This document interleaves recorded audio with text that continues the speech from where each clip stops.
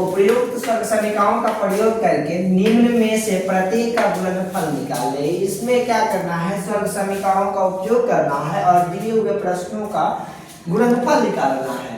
स्वर्ग समीकरण मतलब स्वर्ग समीकरण कहें तो कुछ सूत्र होते हैं, उन्हीं सूत्रों पर इन क्वेश्चन का क्या करना है, हल निकालना है।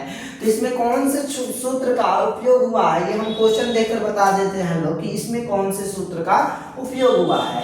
देखो बालक, फर्स्ट पद दोनों क्या है, सेम है और द्वितीय पद दोनों में क्या है, अलग अलग है। पहले का पद दोनों में सेम है और दूसरा का पद अलग अलग है। तो इसमें कौन सा फॉर्मूला, कौन से स्वर्ग समीकरण का उपयोग हुआ है, x plus a into x plus b, इन्हीं स्वर्ग समीकरण का उपयोग किया गया है। तो x plus a into x plus b का फॉर्मूला क्या होता है, x स्क्वायर होता है। फॉर्मूला क्या होता है वाला, x स्क्वायर होता है plus a plus b into x plus a into b. ये फॉर्मूला होते हैं कि इनके, ये स्वर्ग समीकरण होते हैं कि इनके a plus x plus a into x plus b के होते हैं। चलिए इन्हें इन फॉर्मूला पे यानी कि इनके स्वर्ग समीकरण पे बैठा है। तो x प्रथम पद को x कहते हैं, इसके हो या इसके हो, ठीक है। और a इसके द्वितीय पद को a कहते हैं और इसके द्वितीय पद को b कहते हैं। x स्क्वायर यानी कि x की जगह कुछ नहीं है, x ही दिया है तो हम x का स्क्वायर करेंगे प्लस a इसके प्रथम इसके द्वितीय पद को हम a कहते हैं, तो इसके द्वितीय पद कौन है, 4 है, तो 4 प्लस b, इनके द्वितीय पद को हम b कहते हैं, तो b कितना है बालक, 10 है, तो 10 लिखेंगे। x का मान कितना है, तो x का मान x ही है, तो हम x ही लिखेंगे प्लस a यहाँ पर हम लिखे हैं a प्लस b, तो ये क्या हो जाएंगे 4 इंटू है यहाँ पे, तो 4 गुने 10 हो जाएगा। यहाँ तक ठीक है। अब क्या करेंगे, गुणनखंड निकालेंगे। x स्क्वायर प्लस 410 कितना होता है 14 में x से गुना होगा, 14x 4 10 कितना होता है 14 में x से गुना होगा 14x प्लस 4 रही के 40। यही आपका स्वर्ग समीकरण का उपयोग हमने किया और ये हमने आंसर लाया। ये स्वर्ग समीकरण का, इसे ऐसे भी बनाया जाता है गुणनखंड विधि से, जो कि हम पिछले एक्सरसाइज में पढ़कर आए हैं।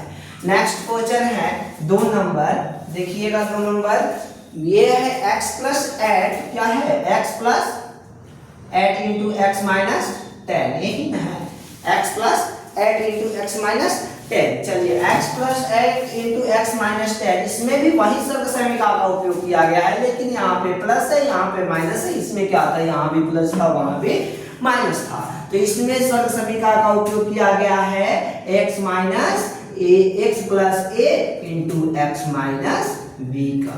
तो इसका स्वर्ग समीकरण क्या होता है बालक, जहां जहां प्लस दिए हैं ना, इसमें जहां जहां इसमें प्लस दिए हैं वहां वहां इसमें माइनस कर देना।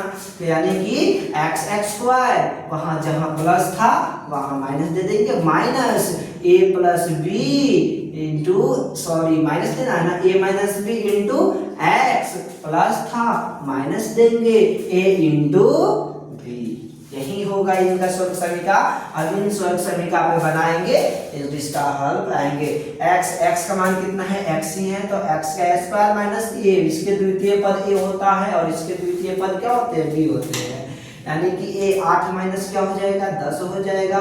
x का मान कितना होता है, x का मान कितना नहीं दिया है, x रहने देंगे माइनस कितना है a इंटू b है, तो a का मान 8 है, b का मान 10 है, 8 गुने कितना हो जाएगा 10 हो जाएगा। अब x स्क्वायर माइनस 10 में से 8 किया 2, x से गुना करेंगे 2x माइनस 10 से 10 8 80, ये हो गया आंसर। तीसरा क्वेश्चन है, तीसरा क्वेश्चन क्या है बालक, 3x प्लस 4 क्या है, 3x प्लस 4 इंटू क्या 3x minus 5, 3x plus 4 into 3x minus 5। इनका भी देखिए प्रथम पद, इनका भी प्रथम पद सेम है, इनका द्वितीय पद और इनका द्वितीय पद क्या है, सेम नहीं है। तो इनका प्रथम पद सेम है, जैसे कि इनका प्रथम पद सेम था, तो ये क्या हो जाएंगे x हो जाएंगे और ये क्या हो जाएंगे, प्लस का प्लस a हो जाएंगे, ये भी x हो जाएंगे और ये क्या हो जाएंगे माइनस, और ये सेम नहीं है तो ये हो गया, तो ये क्या हो जाएगा b हो जाएगा। यानी कि x प्लस ए इंटू एक्स माइनस बी के स्वर्ग समीकरण आप बनाइएगा। इसका फॉर्मूला क्या होता है x x square minus a minus b into x minus a into b. इसे आप लोग करके लाइएगा, ये आप लोग का टास्क रह रहा है।